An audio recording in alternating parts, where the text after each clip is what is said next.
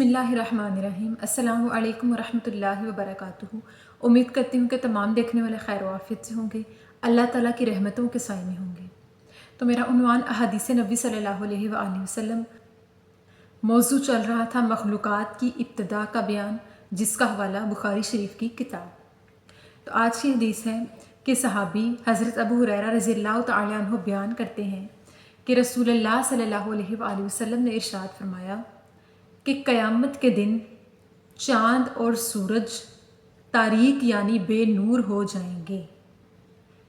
इस हदीस मुबारक की वजाहत ये कि रसूलुल्लाह सल्लल्लाहु अलैहि वसल्लम ने क़यामत के बारे में, क़यामत के दिन की एक निशानी बताते हुए फरमाया कि सूरज और चाँद उस दिन तारीक हो जाएंगे, यानी अंधेरे में ढल जाएंगे, यानी अंधेरे में शामिल हो जाएंगे और बेनूर हो जाएंगे, उनकी रोशनी ख़त्म हो जाएगी, क्योंकि वो दिन क़यामत का होगा।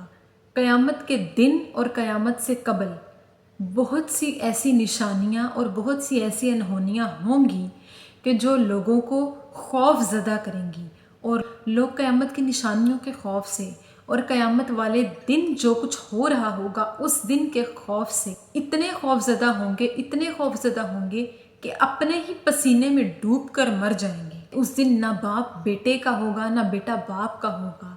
हर हामिला अपने हमल को भूल जाएगी, हर दूध पिलाने वाली अपने बच्चे को भूल जाएगी, सबको अपनी अपनी पड़ी होगी कि किधर जाएं किधर जाएं। इसी तरह अल्लाह ताला की जितनी भी तख्लीक है, सूरज, चाँद, सितारे, दरख्त, परिंद, चरिंद, इंसान, जानवर, इन सब के अंदर हलचल मची होगी। तमाम मखलूक़ात अपनी रोज़मर्रा की तरतीब को भूल कर उसके ख़िलाफ़ चलेंगे, यानी वो ऐसे अमल कर रहे होंगे जो अल्लाह ताला की नाफरमानी में शुमार होंगे।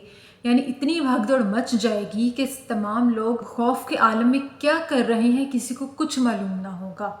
इसी तरह सूरज और चाँद एक तो अपनी अपनी जगह के ख़िलाफ़ दूसरी जगहों से निकलेंगे और अपनी रोशनी भूल जाएंगे, इनकी रोशनी ना होगी, ना ही सूरज उस दिन तुलू होगा, ना ही लोगों को नज़र आएगा। हाँ, मगरिब से तुलू होगा जो कि किसी को दिखाई ना देगा।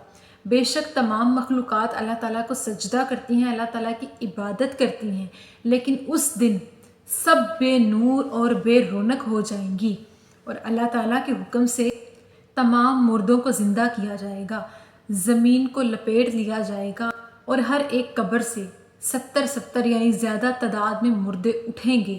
तमाम वो सीधा हड्डियाँ जुड़ जाएंगी। अल्लाह ताला से दुआ है कि अल्लाह पाक हमें उस दिन के खौफ से महफूज फरमाए।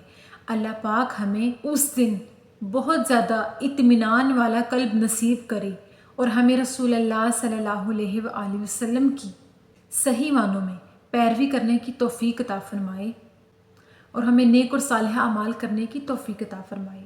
आमीन सुम आमीन। शुक्रिया।